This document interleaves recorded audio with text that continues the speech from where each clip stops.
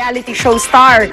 Si Paris naman, agad na nagpahayag ng kanyang pagkatuwa sa mga Pinoy. Makikika kay Nelson Canla. Suot ang yellow blouse at ang kanyang signature designer dark glasses. Dumating pasado alas 10:30 kagabi ang hotel heiress at Hollywood socialite na si Paris Hilton Luna ng Emirates Flight EK334 mula Dubai. Game na game siyang nagpa-picture sa mga cameraman pagbaba niya sa aeroplano. Naging maigpit naman ang mga security personnel ni Paris at nagbawal ng interviews. Gayunpaman, isang fan ang maswerteng nakapagpa-autograph sa kanyang idolo.